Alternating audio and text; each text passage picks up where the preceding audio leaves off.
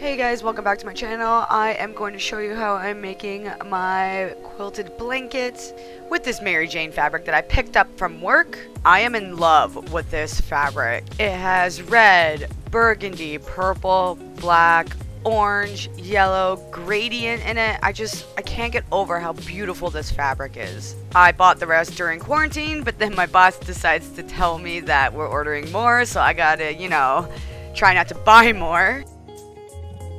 I'm still a beginner in quilting, so I'm going to do something kind of new but pretty easy for me. So the layout of this quilt is going to be like a brick wall. So I want the solid colors to be on the side, and then I want the Mary Jane fabric to go jagged in the middle. I'm not following a pattern, I'm literally eyeballing everything. There's going to be 3 rows of each color, and it's going to go from the lightest to the darkest, or however the gradient on each leaf is presented. And I know this is a bit outrageous, but my seams are 1/2 inch.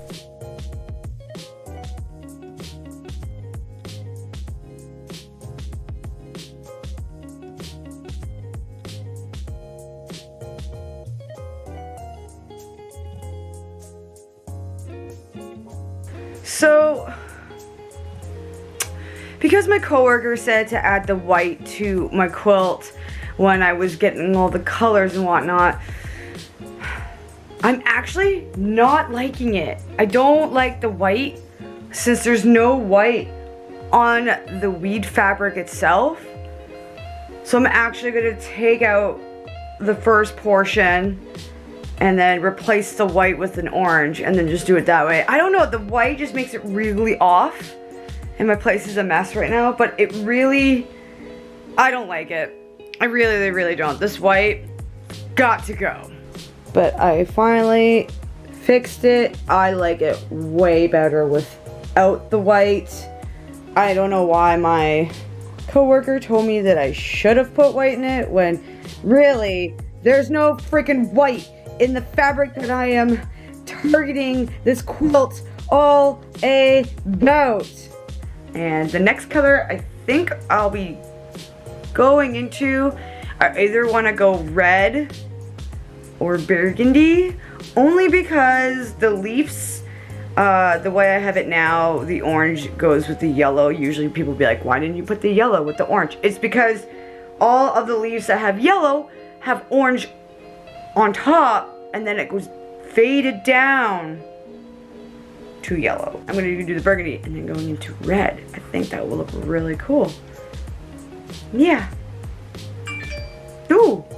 There's quite a lot of pieces. I didn't realize how big this was going to be the way I had it all planned out in my head, but yeah, wait until you see the end. I started working on this quilt back in, I want to say mid-February, because I know I brought it into work to figure out how much I need for my backing.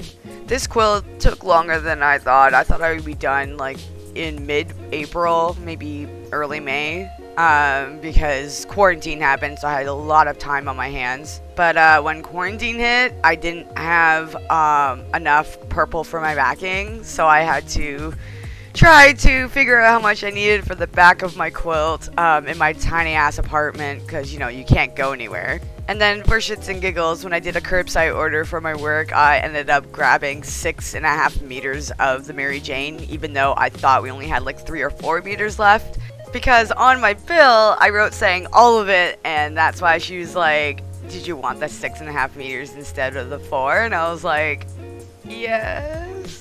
And then after I got off the phone with her, I did my calculations and I was like, oh man, because the Mary Jane fabric is literally $24 a meter. And at that time, there was a sale going on, and whenever customers get like the 20 or like 30% off on things, we automatically get, as employees, 50% off. So yeah, I saved a lot of money. I would have not bought it if I didn't have that discount. And the backing, I think it was $7 a meter, then 14. It was already reduced, and I think I needed 4.5 meters for the back. Because it's a queen size and the width on my backing was only 45 inches, I had to double it, so I had to get about 4 meters and then cut that in half and then do a seam in the middle just to cover the entire back of the quilt. So with whatever was left over, I kind of used the remaining fabric to do the binding,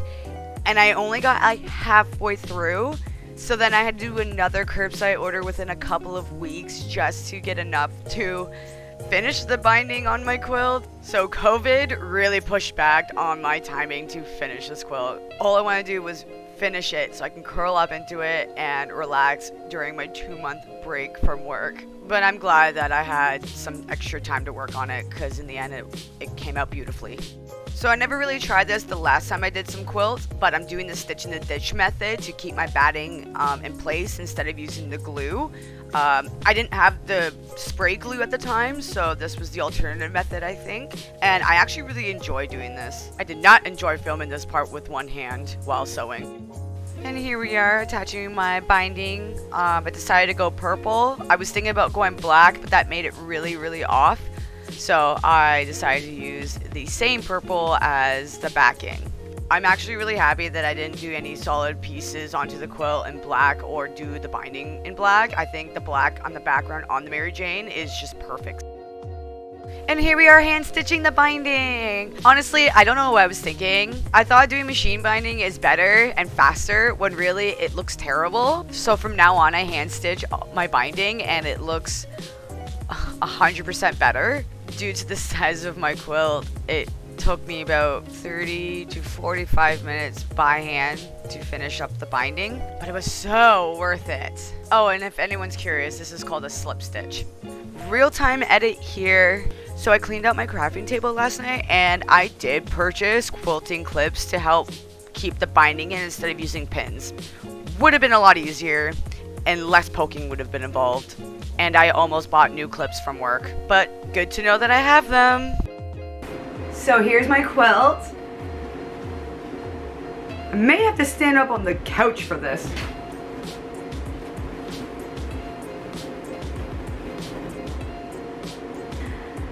The size of a queen bed. I didn't mean to make it that big, but I did anyway. But I'm like super proud of it. I've stitched in every single line for my backing. I hand stitched my binding. I use a lot of colors, and I've pressed every single seam, and it's perfect. I love my very first quilt for myself. I already quilted Gabe's Rubik's Cube inspired quilt, but I have so much of this fabric left over. I don't know if I want to make a dress or pillowcases to go with it for my bed, considering this is just a quilt to put on top of my bed when winter comes around, or when I'm a little cold and I'm watching a movie and I'm on my couch. But I love it. I don't know what else to say about it. Though the colors are perfect, they go well with every single leaf that I've made. Yeah, I just love how it's a lot of purple. I really enjoy that it's a lot of purple. But anyways, that is it for this video. If you guys like how I made my blanket, please give this video a nice like. And if you want to follow me and my other social media accounts, all the links are down below in the description box as well. Make sure you subscribe to my channel to see more content I will be doing in the future. I'm going to be revamping my dice bags. I'm going to be doing a lot of stuff for my store now that I'm making resin. I'm just waiting for all the color dye to put into my resin liquids whenever they get here, I guess. I have a cosplay.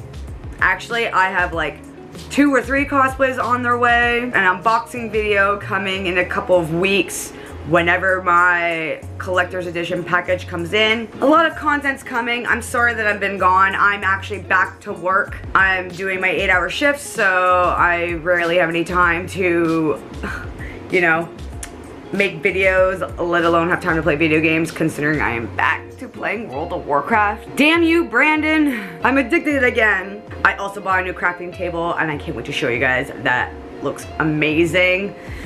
Anyways, Thank you so much for watching. I greatly appreciate it, and I will see you all in my next video. Bye!